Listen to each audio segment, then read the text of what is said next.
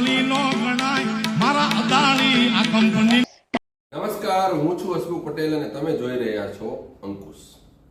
આજે આપણે વાત કરવાની છે નાનકડા વિષયની પણ ટ્રેન્ડિંગ બનેલા સબ્જેક્ટની. સોશિયલ મીડિયાના યુગની અંદર જે લોકો બોલે છે, જે લોકો દરેક વાતમાં પોતાની પ્રતિક્રિયા આપે છે, દરેક મુદ્દામાં પોતાની પ્રતિક્રિયા આપે છે, ત્યારે લોકોની ડિમાન્ડ એવી હોય છે, સોશિયલ મીડિયા વાપરવાવાળા યુઝર્સની ડિમાન્ડ એવી હોય છે, ફોલોઅર્સની ડિમાન્ડ એવી હોય છે કે તમે પણ આ મુદ્દા ઉપર બોલો. એવું જરૂરી નથી કે દરેક મુદ્દા ઉપર દરેક વ્યક્તિને બોલવું, તેમ છતાં પણ આપણા ફોલોઅર્સ આપણને રજૂઆત કરતા હોય કે બોલવા માટે પ્રેરણા આપતા હોય અથવા તો આપણની પાસે ડિમાન્ડ કરતા હોય કે આ મુદ્દા ઉપર બોલવું. મારે એવા જ વિષયની વાત કરવાની છે. તાજેતરમાં કીર્તિદાન ગઢવી ટ્રેન્ડિંગમાં છે. કીર્તિદાન ગઢવીએ એક ડાયરામાં એક કંપનીના અદાણી એવું એ બોલે છે, અદાણીના વખાણ કરે. ત્યારે ઘણા યુઝર્સ, ઘણા સોશિયલ મીડિયાના મારા ફોલોઅર્સે મને મેસેજ કર્યા, ફોન કર્યા અને મને જણાવ્યું કે તમે કીર્તિદાનના આ વિડીયો, આ વાત ઉપર તમે બોલો. મારે વાત કરવાની છે, આ દેશમાં બોલવાની સ્વતંત્રતા છે. કીર્તિદાન ગઢવી કલાકાર છે, ગુજરાતના નામાંકિત કલાકાર છે અને એ બોલતા હોય છે, હું બોલતો હોય છે, કોઈ પણ બોલતા હોય છે. પરંતુ મારે વાત કરવાની છે, કલાકાર હોય, કારીગર હોય કે કોઈ મજૂર હોય, એ માણસ પોતાના માલિકનું કામ કરતો હોય. માનો કે તમારો મજૂર છે, તમારે ત્યાં કામ કરતો હોય તો તમારું કામ કરે, તમને વફાદાર હોય. કોઈ કલાકાર છે, પેડ આવ્યા હોય, કોઈ કલાકાર તમારે ત્યાં ડાયરામાં આવે છે, ત્યારે તમે એને પૈસા આપીને ડાયરામાં બોલાવ્યા હોય છે અને તમે એને એમ કહો કે તમારે આટલું બોલવાનું છે તો એ બોલે. સ્વાભાવિક છે, ભૂતકાળની અંદર પણ રાજા મહારાજાના ઇતિહાસ વખતે પણ રાજાઓ પોતાની વાહવાહી કરવા માટે કલાકારો રાખતા.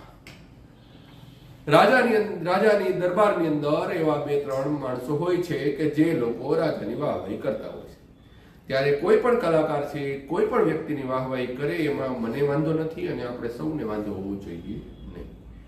પણ હું એવું માનું છું કે તમે જ્યારે સોશિયલ મીડિયાની અંદર આવડી મોટી દુનિયા છે એની અંદર બધું જ જોતા હો છો, તો દરેક વખતે દરેક વસ્તુમાં કોઈનો વિરોધ કરવો કે કોઈના વિશે બોલવું એ ખરેખર મને અનુકૂળ ન લાગતા. તેમ છતાં પણ મારા યુઝર્સ, ફોલોઅર્સને ની ડિમાન્ડ હતી કે તમે આ વાત ઉપર બોલો. પણ મારે સૌને જણાવવાનું છે કે કલાકારો પેડ આવતા હોય, પૈસા દીધા હોય, એને કીધું હોય કે આ બોલવાનું છે તો બોલે, એમાં કોઈ એનો ગુનો નથી. આપણને ન અનુકૂળ આવે તો આપણે ન સાંભળીએ એવી વાત છે.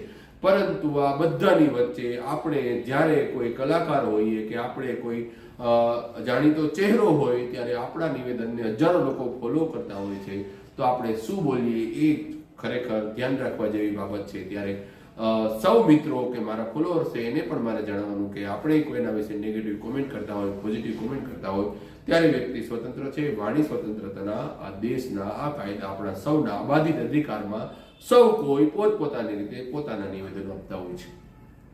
પરંતુ તમે સરકારી ડાયરાઓ જો, દાખલા તરીકે નગરપાલિકા છે, સ્વચ્છતા બાબતે ડાયરો કરે, સરકાર ડાયરામાંથી પૈસા એને કલાકારોને આપતી હોય છે. પણ છેલ્લા 5 વર્ષની અંદર સરકારે ડાયરા કલાકારોને પણ ખૂબ જ પૈસા આપ્યા છે, ડાયરાઓના માધ્યમથી પૈસાઓ આપ્યા છે, બિલ ચૂકવવા હોય છે.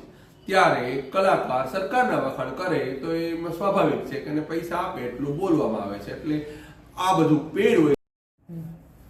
કીર્તિદાન ગઢવીના અદાણી એવા નિવેદનથી ચારેકોર કીર્તિદાન ગઢવી હાલમાં સોશિયલ મીડિયાના ટ્રેન્ડમાં છે અને ટ્રોલ થઈ રહ્યા છે. ત્યારે આવી જ રીતે આવા કલાકારો છે એ પોતપોતાની રીતે પોતાને મજા આવે ત્યાં, પોતાને પૈસા મળતા હોય ત્યાં, પોતાને ફાયદો થતો હોય ત્યાં વખાણ કરે.